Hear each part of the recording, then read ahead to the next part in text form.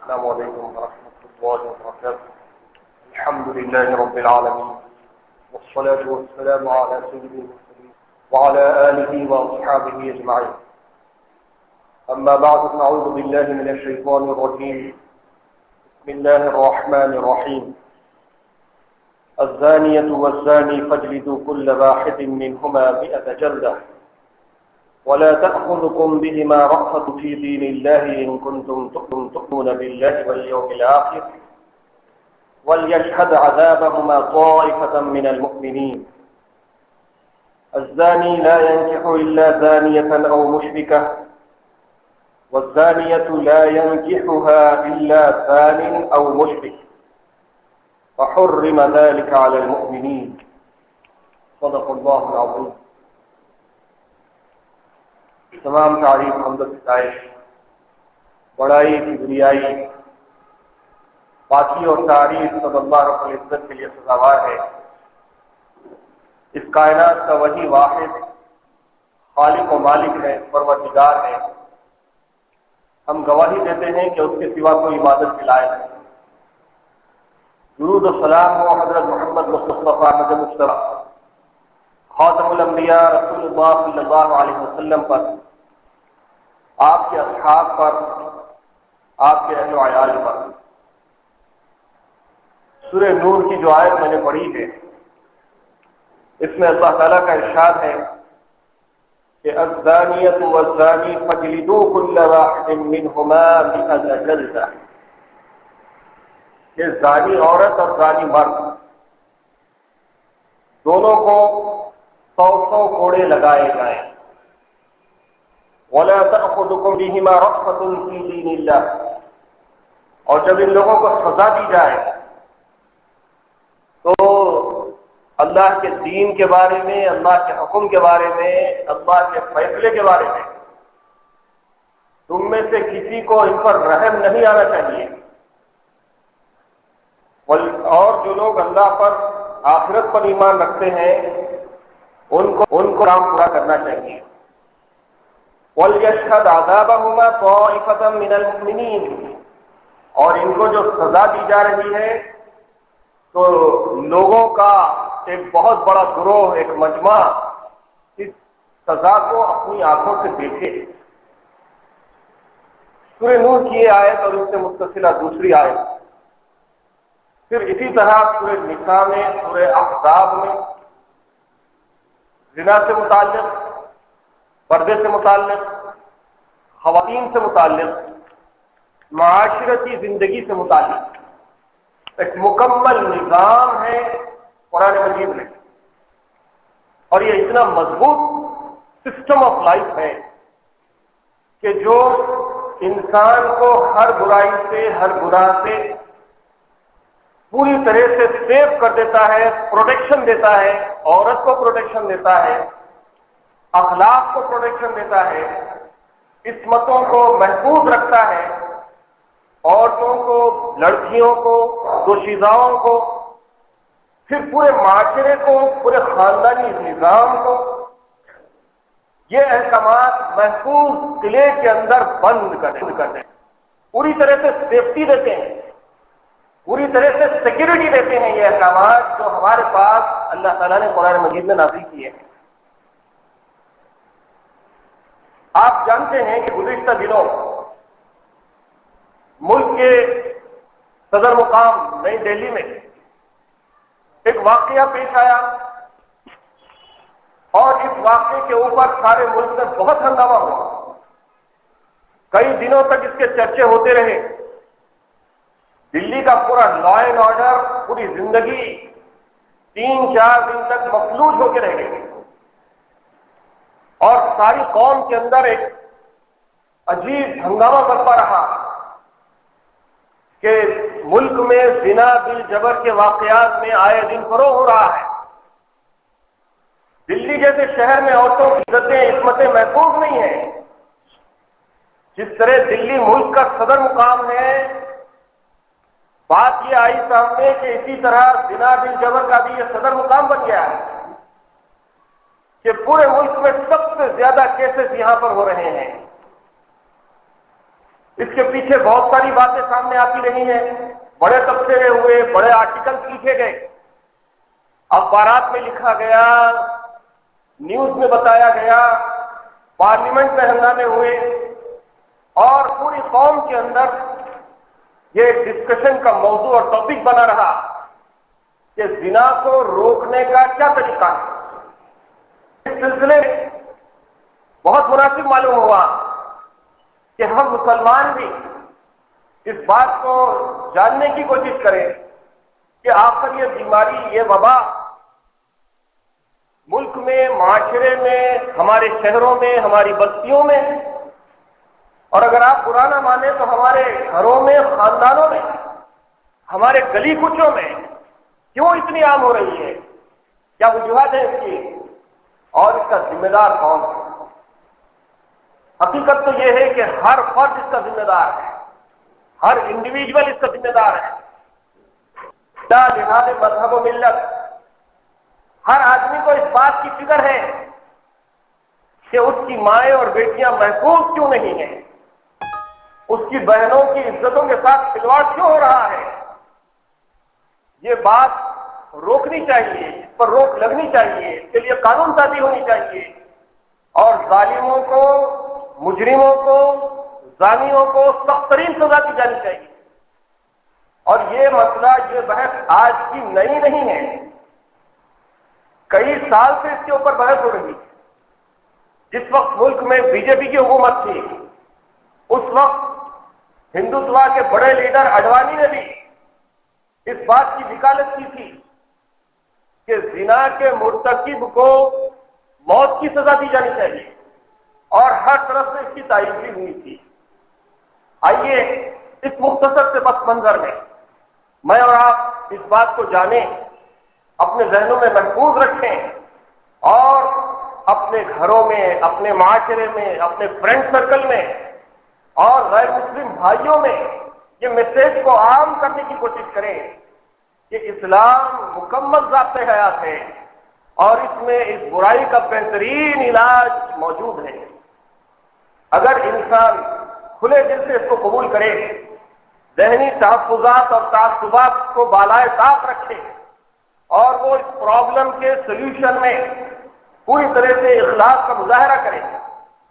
تو اس کو یہ بات سمجھنے میں کوئی مشکل نہیں ہوتی کہ ان برائیوں کا علاج اسلامی تعلیمات میں ہے، اسلامی قانون میں ہے، اور قرآن کا قانون اگر نافذ کر دیا جائے تو پھر ان برائیوں کا مکمل علاج پوری طرح سے ممکن ہے۔ حاضرین کرام،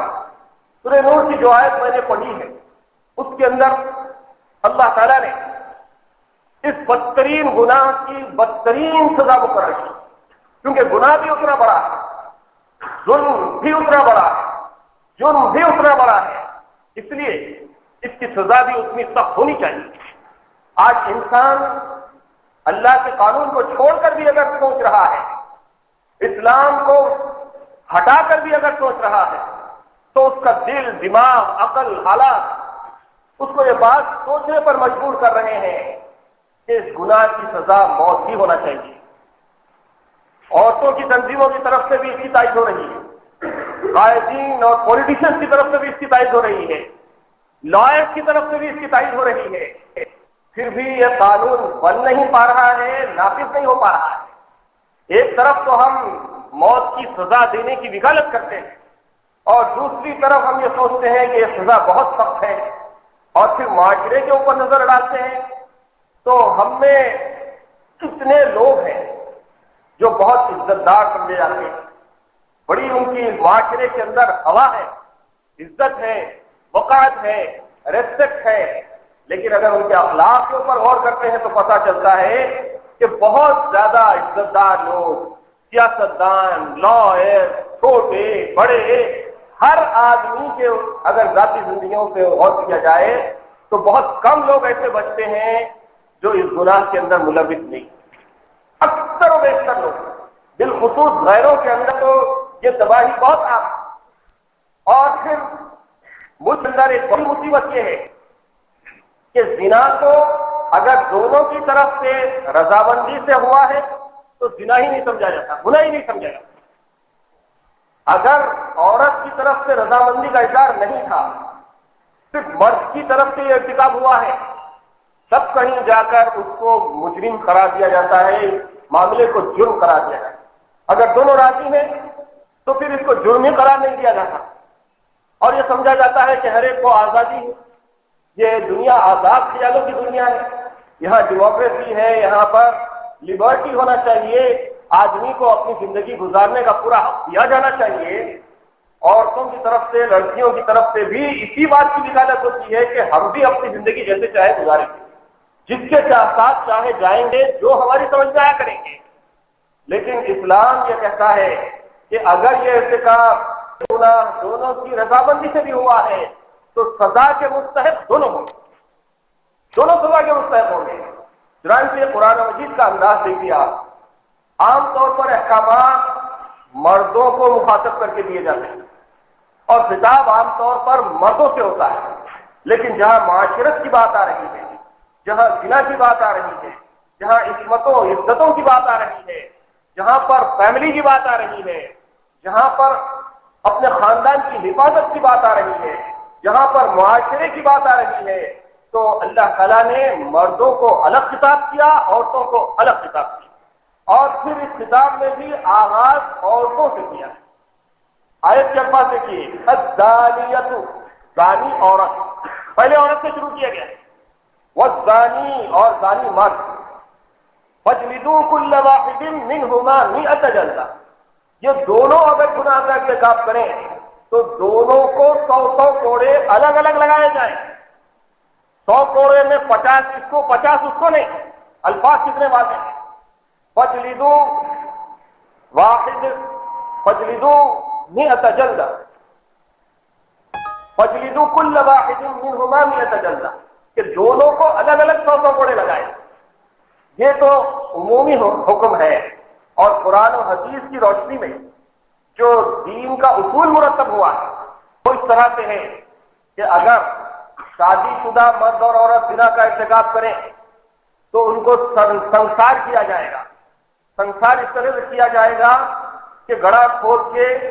دونوں کو آدھا دفن کر دیا جائے گا، کمر تک ان کو زمین میں دھسا دیا جائے گا، پھر اس کے بعد ایک مجمع ان کے اوپر پتھر پھینکے گا یہاں تک کہ ان کی جان نکل جائے۔ یہ ہے سزا۔ شادی شدہ مرد اور عورت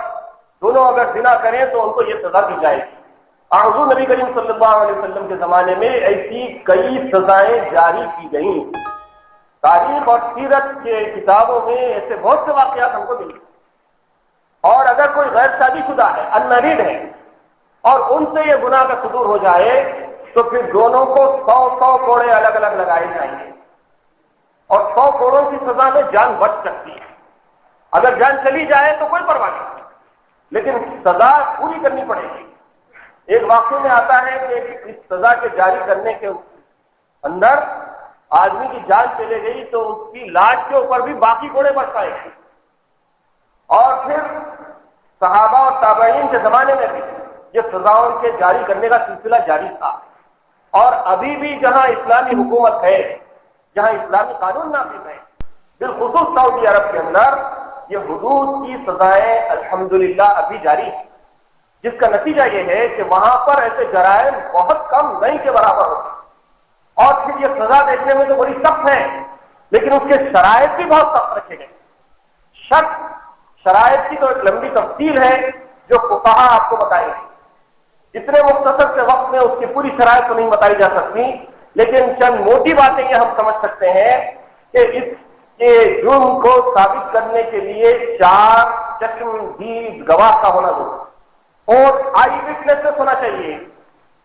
جو یہ کہے کہ میں نے اپنی آنکھوں سے ان دونوں کو یہ گناہ کے کرتے ہوئے دیکھا۔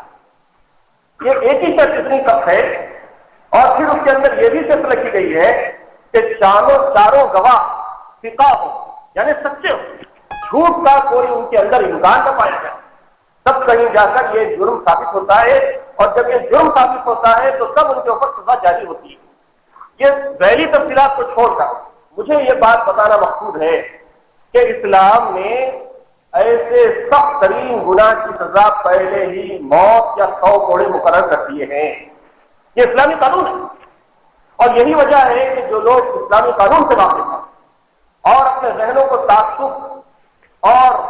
جانبداری سے محفوظ رکھے ہوئے ہیں، وہ لوگ ابھی بھی اس بات کی طرف مائل ہیں کہ یقیناً اس گناہ کی سزا وہ ہونی چاہیے جو اسلام نے مقرر کی، جو مسلمانوں کے پاس جاری و ساری ہے، جو اسلامی ممالک کے اندر جاری و ساری ہے، وہ سزا ہونی چاہیے۔ اس لیے وہ لوگ ابھی بھی وکالت کر رہے ہیں۔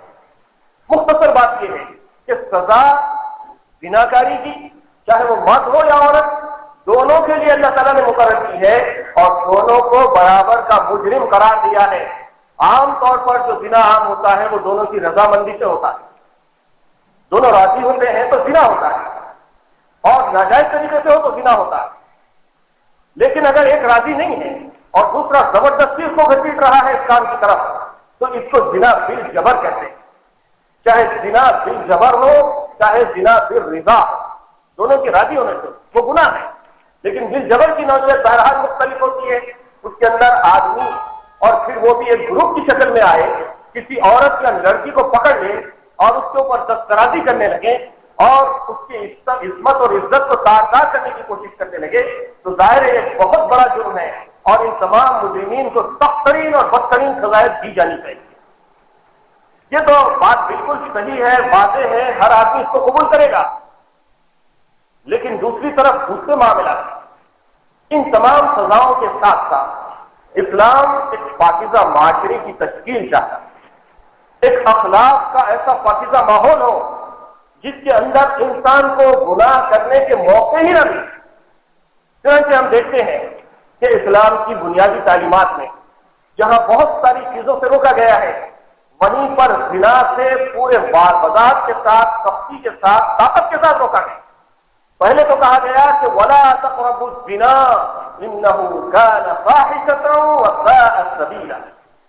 کہ اے لوگوں زنا کے قریب بھی مت جاؤ، یہ بہت بے حیائی کا کام ہے اور بہت برا راستہ ہے۔ پھر مومنین کی صفات یہ بتائی گئی، لا یزنون، کہ وہ لوگ وہ ہیں جو زنا نہیں کرتے،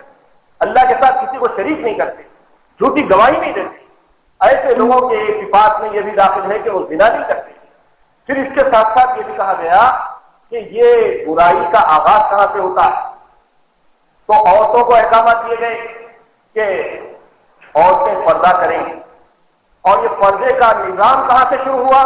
اس کا بیس روٹ کہاں سے اسٹارٹ کیا گیا،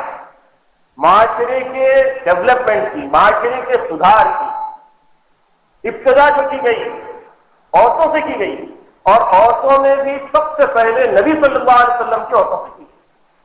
سورہ احزاب کی مشہور ہے جو پردے کے احکامات میں واضح دلیل ہے،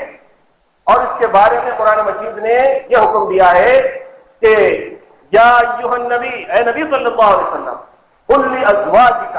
وبناتک ونساء المؤمنین، اے نبی صلی اللہ علیہ وسلم آپ اپنی بیویوں سے،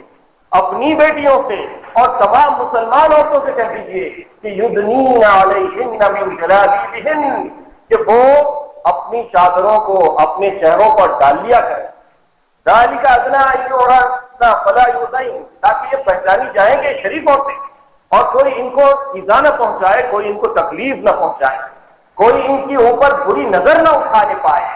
یہ ہے وہ ابتدا، وہ بیس روٹ جہاں سے اخلاقیات کا آغاز کیا گیا، یہ پابند کیا گیا نبی صلی اللہ علیہ وسلم کے گھر والوں کو، آپ کی ازواج کو، آپ کی بیٹیوں کو، تمام مومن عورتوں کو، کہ وہ پردہ کریں، اور یہ پردے کے حکم میں بنیادی آیا ہے۔ پھر عورتوں کو یہ حکم دیا گیا کہ وَلَا تَبَرُّجْنَ تَبَرُّجَ الْجَاهِلِيَّةِ الْأُولَىٰ، کہ تم لوگ جاہلیت کے زمانے کی طرح سے بن سنور کر مت نکلو، اور اپنے گھروں سے غیر ضروری باہر مت نکلو، اپنی زینت کو، اپنے بناؤ سنگار کو، اپنی خوبصورتی کو، اپنی بیوٹی کو لوگوں کے سامنے ظاہر مت کرو۔ آج کی فیشن کی دنیا میں عورت ہو کے مرد، آدمی کے جسم کے قابل شرم حصوں کو ابھار کر پیش کیا جاتا ہے، نت نئے طریقے اس کے لیے روزانہ ایجاد کیے جا رہے ہیں، چاہے اس کو کچھ بھی نام دیا جائے، لائف اسٹائل کا نام دیا جائے، انٹرٹینمنٹ کا نام دیا جائے، فیشن کا نام دیا جائے، یا پھر ڈیزائننگ کا نام دیا جائے، ہر ایک کے اندر ایک ہی ذہن کار فرما ہے کہ آدمی کو اسمارٹ بنانے کے لیے اس کو سیکسی بنا دیا جائے، کہ دیکھتے ہی آدمی کا ذہن گناہ کی طرف مائل ہوتا ہے، اور اٹریکٹ کریں لوگ ایک دوسرے کو، جبکہ اللہ کے نبی صلی اللہ علیہ وسلم نے فرمایا کہ مردوں کی طرف اپنے آپ کو مائل کرنے والی عورتیں اور عورتوں کی طرف اپنے آپ کو مائل کرنے والے مرد، ان دونوں کے اوپر اللہ کی لعنت، دونوں کے اوپر اللہ کی لعنت ہے۔ ہم ایسی ڈریسنگ کریں کہ عورتیں ہم کو اٹریکٹ کریں، یا عورتیں ایسی ڈریسنگ کریں کہ مرد ان کو اٹریکٹ کریں، یہ دونوں بہت بڑے جرم قرار دیے گئے۔ اس طرح سے اسلام نے سوسائٹی کے ہر وہ نقطہ، ہر وہ راستے پر اخلاق کا، خدا کے ڈر اور خوف کا، قرآن کا، حدیث کا ایسا پہرا بٹھا دیا ہے کہ آدمی اگر اس کو جانے، اس پر عمل کرے تو گناہ کرنے کا سوال ہی پیدا نہیں ہوتا۔ حاضرین کرام، یہ ہے وہ اخلاقی معیارات، اخلاقی اسٹینڈرڈ جس کو سوسائٹی کے اندر لاگو کرنے کی ضرورت ہے۔ صرف قانون سے کام چلنے والا نہیں ہے، اور قانون سے بچنے کے نئے نئے طریقے لوگ خود ایجاد کر لیتے ہیں۔ قانون داں خود بتاتے ہیں کہ اس جرم سے آپ کو کس طرح سے چھٹکارا حاصل کیا جا سکتا ہے۔ بہت سارے اصول ہو سکتے ہیں، لیکن سب سے بڑا اصول یہ ہے کہ آدمی کے اندر خدا کا خوف پیدا کیا جائے۔ اسلام نے اسی اصول کو اپنایا اور نتیجہ یہ ہوا کہ مکے، مدینے اور عرب کی سوسائٹی جو بدترین جہالت کے اندر مبتلا تھی، جن کے پاس بیٹیوں عورتوں کی کوئی عزت نہیں تھی اور وہ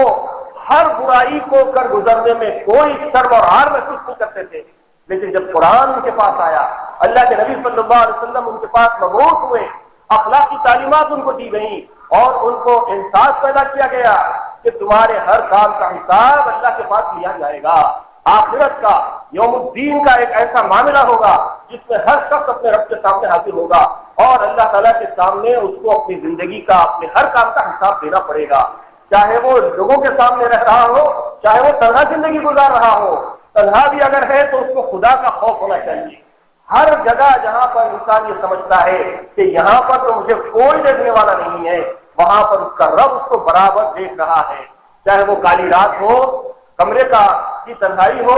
چاہے وہ جنگل کی تنہائی ہو، کہیں پر بھی انسان ہو، ہر جگہ اس کا رب اس کو دیکھ رہا ہے۔ یہ احساس جب پیدا ہوا تھا تو آپ دیکھتے ہیں کہ سیرت میں ہم کو کیسے واقعات ملتے ہیں۔ ایک خاتون کی جن سے وقتی طور پر جذبات کی مغلوبیت نے ایسا جادو چلایا کہ ان سے زنا کا درد ہو گیا، اور اس کے بعد ان کو احساس ہوا کہ مجھ سے زنا ہو گیا ہے اور اس کی سزا یہ ہے کہ مجھ کو رجم کیا جائے گا، یہاں تک کہ مجھے سنسار کر دیا جائے گا۔ تو وہ خود آئی نبی صلی اللہ علیہ وسلم کے سامنے اور عرض کرنے لگی کہ اللہ کے رسول، مجھ سے زنا سرزد ہو گیا ہے، میں چاہتی ہوں کہ آپ مجھے پاک کر دیجئے۔ تو اللہ کے رسول صلی اللہ علیہ وسلم نے 3 مرتبہ تو چہرہ پھیر لیا، اس کے بعد کہا کہ اس کا کیا ثبوت ہے؟ تو کہنے لگی کہ مجھے حمل ہو گیا ہے، میں پریگننٹ ہو چکی ہوں۔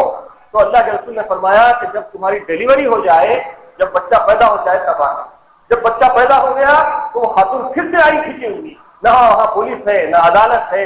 نہ کوئی ان کا ہاتھ پکڑنے والا ہے، نہ کوئی پروف کرنے والا ہے، نہ کوئی گواہ ہے، لیکن خدا کا خوف ہے جو ان کو وہاں پر کھینچ لایا۔ وہ خاتون پھر سے آئی اور پھر سے عرض کرنے لگی تو اللہ کے رسول نے فرمایا کہ ابھی تمہارا بچہ چھوٹا ہے، اس کو دودھ پلانے کی ضرورت ہے، جب اس کا دودھ چھوٹ جائے، جب یہ روٹی کھانے لگے تب آنا۔ جب وہ وقت گزر گیا اور بچہ روٹی کھانے کے قابل ہو گیا تو بچے کے ہاتھ میں روٹی دے کر وہ خاتون اللہ کے نبی کی خدمت میں پھر سے حاضر اور کہنے لگی کہ اللہ کے رسول مجھے پاک کر دیجئے، مجھے پاک کر دیجئے۔ اب تو کوئی چارہ کار نہیں تھا، اللہ کے رسول نے رجم کرنے کا، سنسار کرنے کا حکم دیا۔ مجمع جمع ہوا، گڑھا کھودا گیا، خاتون کو آدھا جسم کے ساتھ اس کو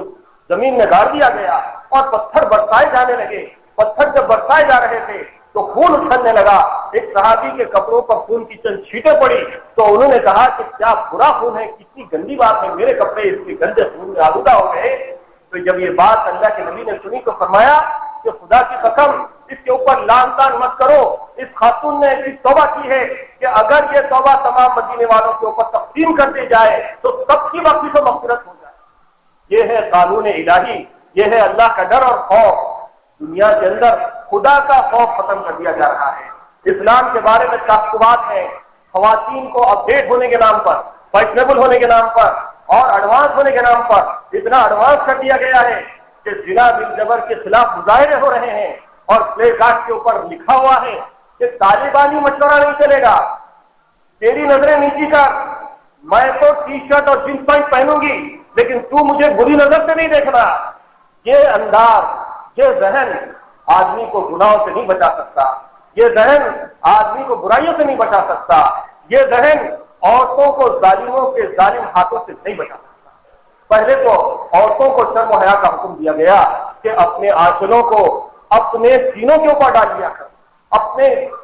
سروں کے اوپر ڈال دیا کرو، اور اگر بالاتفاق ہوا سے آنچل اڑ جائے، کسی کام کاج کے نتیجے میں وہ آنچل گر جائے، اتفاقاً تمہاری زینت کا حصہ کھل جائے تو اس میں تم پر کوئی گناہ نہیں ہے، لیکن حتی الامکان تم کو چاہیے کہ اپنے جسموں کو محفوظ رکھیں۔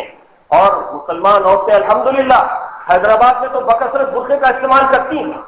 لڑکیاں ہیں، خواتین برقعے کا استعمال تو ہو رہا ہے، لیکن اس برقعے کا غلط استعمال بھی ہو رہا ہے، اور یہ رضامندی کے ساتھ پارکوں میں اور دور دراز مقامات پر، پھر ہوٹلوں میں، بیکریوں میں اور جگہ جگہ یہ دیکھا جا رہا ہے کہ مسلمان لڑکے اور لڑکیاں ایک دوسرے کے ساتھ معاشقہ کر رہی ہیں، اور پھر غیروں کے ساتھ بھی یہ معاملے ہو رہے ہیں۔ یہ سب بری بات ہے جو مسلم سوسائٹی کے اندر بھی پائی جاتی ہے، غیر مسلموں کا تو پوچھنا ہی کیا ہے۔ یہ بہت بدترین حالات ہیں جس سے اس وقت سوسائٹی گزر رہی ہے، اور یہ حالت ایسی ہے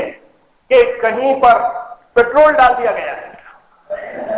اور پھر اس کے اندر گاڑی کھینچ کر بھی لگا دی گئی ہے، اور جب آگ کے شعلے بھڑک رہے ہیں تب لوگ پکار رہے ہیں کہ آگ بجھانا ہے، پانی ڈالو پانی ڈالو، تو ایک طرف سے پانی بھی ڈالا جا رہا ہے کہ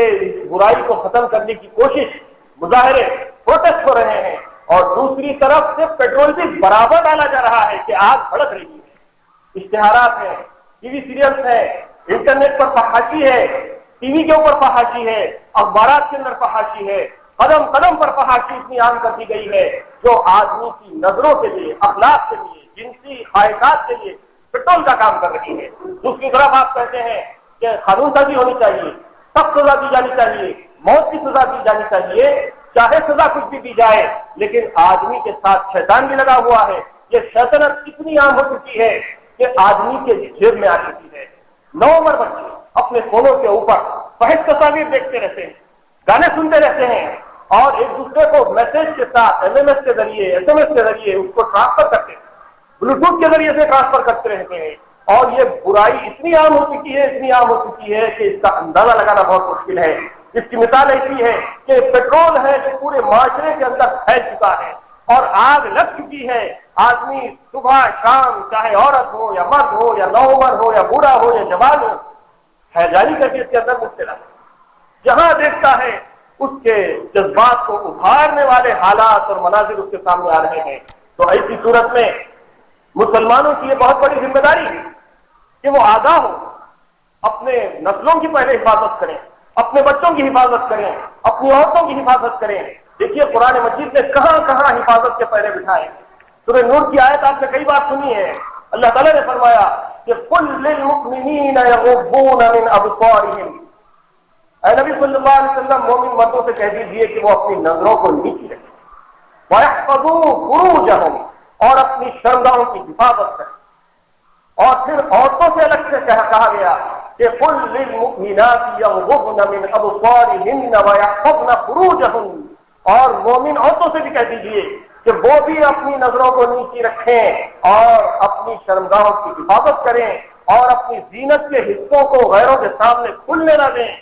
یہ اور اس طرح کے کئی احکامات آپ کو سورہ نساء میں ملیں گے، سورہ احزاب میں ملیں گے، سورہ نور میں ملیں گے۔ اس لیے نبی صلی اللہ علیہ وسلم نے حکم دیا ہے کہ اپنے گھروں کی عورتوں کو سورہ نساء کی تعلیم دو، سورہ نور کی تعلیم دو، اور ان کو سورہ احزاب کی تعلیم دو۔ ہونا یہ چاہیے کہ اب جبکہ ربیع الاول کا مہینہ بھی آ رہا ہے اور لوگ نبی صلی اللہ علیہ وسلم کے نام پر بہت کچھ کرنا چاہتے ہیں، اپنی عقیدت کا، محبت کا، عشق کا مظاہرہ کر رہے ہیں۔ یہی عشق اور محبت کا تقاضا ہے کہ نبی کے لائے ہوئے اس قرآن کو ہم پڑھیں، نبی صلی اللہ علیہ وسلم کے معاشرے کو دیکھیں، نبی صلی اللہ علیہ وسلم کی ازواج کو دیکھیں، آپ کی بیٹیوں کو دیکھیں، آپ کی صحابیات کو دیکھیں، اور اپنی عورتوں کے اندر ان کی طرح کی شرم و حیا، ان کی طرح کا خوف خدا، ان کی طرح کا حب رسول، ان کی طرح کا عشق رسول، ان کی طرح کی شرم و حیا پیدا کرنے کی کوشش کرے تو یہ نبی صلی اللہ علیہ وسلم کے سچے عشق اور محبت کا ہم حق ادا کر سکتے ہیں۔ ورنہ غیروں کی طرح سے ہم سالگرہ منائیں اور ہنگامے کریں، عورتیں اور مرد مخلوط ہو کر نبی کے نام پر رقص کریں اور یہ ثابت کرنے کی کوشش کریں کہ تم کرسمس میں عیسیٰ علیہ السلام کا یوم پیدائش مناتے ہو تو ہم بھی ربیع الاول میں ہمارے پیغمبر کا یوم پیدائش مناتے ہیں. تم چرچوں میں ناچتے ہو، ہم تو مزاروں میں ناچیں گے. یہ انتہائی جہالت کی بات ہے. نبی صلی اللہ علیہ وسلم نے ایسی کوئی تعلیم نہیں دی ہے. نبی کی تعلیمات یہ ہیں کہ معاشرے کو پاک رکھو، صاف رکھو، نظروں کی حفاظت کرو، خدا کا ڈر اور خوف پیدا کرو، اور پھر عشق نبی اور عشق محمد رسول کا یہ تقاضا ہے کہ ہم رسول صلی اللہ علیہ وسلم کی تعلیمات کو پڑھیں، سمجھیں، قرآن پڑھیں، اس پر عمل کرنے کی کوشش کریں. اور دنیا جو بلک رہی ہے، جو تڑپ رہی ہے، اور دنیا میں ہر لوگوں کی بیٹیاں اور مائیں غیر محفوظ نظر آ رہی ہیں، ان سب کی حفاظت کے لیے ہمارے اوپر یہ ذمہ داری ہے کہ ہم آگے آئیں. اور دوسرا ایک اہم مسئلہ یہ ہے کہ یہ جو واقعہ ہوا دلی کا، ایسے واقعات روزانہ ہو رہے ہیں، ملک کے کونے کونے میں ہو رہے ہیں. اور پھر یہ زنا بالجبر کے واقعات کے سب سے زیادہ شکار دلت خواتین ہیں اور مسلم خواتین ہیں. ہم اور آپ دیکھ رہے ہیں کہ جب فسادات ہوتے ہیں تو مسلمان عورتوں کی عزتوں کی کتنے کھلواڑ کیے جاتے ہیں. گجرات فسادات میں مسلمان عورتوں کے ساتھ کتنی برہنگی کی گئی اور کتنا ان کے اوپر ظلم و تشدد کے پہاڑ توڑے گئے. بوسنیا کے اندر ہزاروں لڑکیوں کے ساتھ زنا کیا گیا اور ان کے پیٹوں سے کرسچن بچوں کو نکالا گیا، اور انہوں نے اپنا یہ مشن بنایا کہ ہم مسلمان لڑکیوں کے پیٹ سے کرسچن بچے پیدا کریں گے. ایسے حالات بوسنیا میں ہیں، فلسطین میں ہے، کشمیر میں ہے، اور ملک کے دیگر مقامات پر بھی ہیں. اسی طرح سے دلت خواتین کو جلایا جاتا ہے، برہنہ کر کے ان کو پورے گاؤں میں گشت کرائی جاتی ہے. اس کے خلاف ملک میں کوئی آواز نہیں اٹھائی جاتی. حاضرین کرام، عورت چاہے وہ دلت ہو، چاہے وہ مسلمان ہو، چاہے وہ ہندو ہو، چاہے وہ اعلیٰ ذات کی ہو، چاہے وہ ادنا ذات کی ہو، اگر عورتوں کو بھی اس بات کا احساس ہے کہ عورت کی عزت اور عصمت کی حفاظت ہونی چاہیے تو پھر بلا لحاظ مذہب، بلا لحاظ ملت، بلا لحاظ کاسٹ، بالکل اوپن مائنڈیڈ طریقے سے اس مسئلے کو سوچنا چاہیے. اور اس سلسلے میں مسلمان بہت اہم کردار ادا کر سکتے ہیں. کچھ ٹوٹی پھوٹی باتیں حد کرنے کی کوشش کی گئی ہے. پڑھا لکھا طبقہ ہے، نوجوان پڑھ لکھ کر کافی باشعور ہو رہے ہیں، ان کے اندر ایک اویکننگ آ رہی ہے. اس لیے چند باتیں حالات حاضرہ کی روشنی میں اس لیے کی گئی کہ ہم اور آپ کم از کم اتنے تیار رہیں کہ کوئی غیر ہم سے اسلام کے بارے میں، زنا کے بارے میں، سزاؤں کے بارے میں، حدود کے بارے میں اگر کوئی کراس کوسچن کرے، کچھ ڈسکس کرنے کی کوشش کرے تو ہم کچھ نہ کچھ اس کا جواب دینے کی پوزیشن میں کم از کم رہ سکیں. اس لیے چند باتیں کی گئی ہیں. اللہ تعالیٰ سے دعا ہے کہ اللہ تعالیٰ ہر گناہ سے، ہر برائی سے ہماری حفاظت فرمائے. ہماری عورتوں کی، بچیوں کی، ماؤں بہنوں کی عزتوں کو اللہ تعالیٰ محفوظ رکھے. اور دنیا میں جہاں کہیں بھی ظلم ہو رہا ہے اللہ مظلوم کی مدد فرمائے، ظالم کے ہاتھوں کو توڑ دے اور پھر دنیا کو ظلم سے پاک و صاف فرمائے.